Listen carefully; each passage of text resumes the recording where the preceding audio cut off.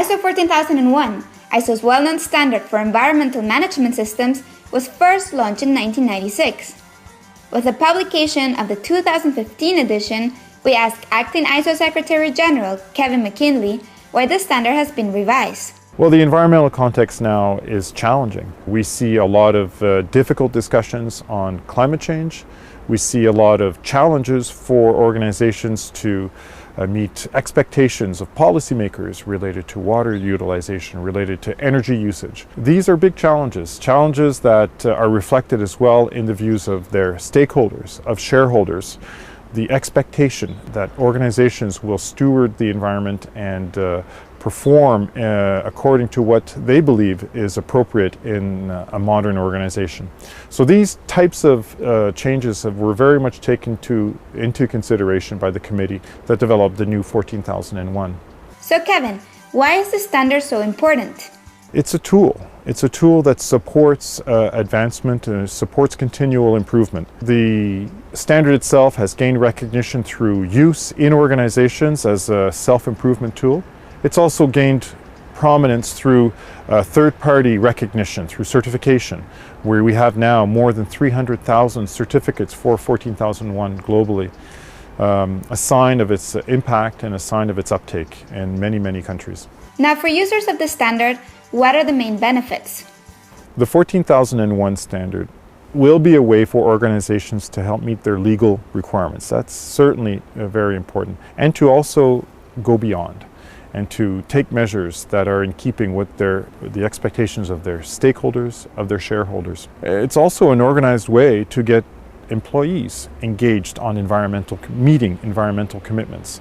Finally, it also is a competitive advantage. The use of ISO 14001 is something that can be used as a distinguisher from other organizations, and even in many cases provide some financial advantage for the organization, realizing certain efficiencies and improved performance. And Kevin, who is behind this standard? In this case, we had more than 70 participating ISO members actively contributing time of their experts, their nominated experts, to provide insight and draft the new 14001. It involved more than 120 people. Now let's talk to Anne-Marie Warris, one of the 120 experts involved and chair of the ISO subcommittee responsible. Anne-Marie, can you tell us what are the main changes? So the new version of ISO 14001 has 7 specific changes. There are others as well, and these are just the 7 perhaps the most common one to talk about. The first one is the enhanced focus on integrating environmental issues into the strategic planning process of an organisation.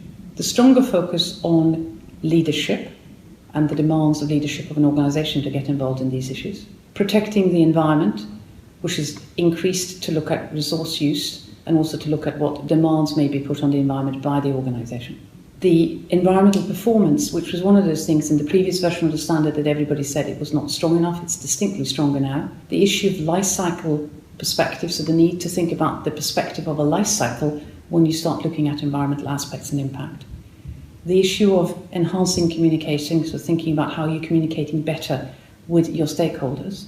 And lastly but not least, the important thing of moving us from a world where we thought everything was a paper to something that can be stored in the cloud, and hence a small change to the term of documentation.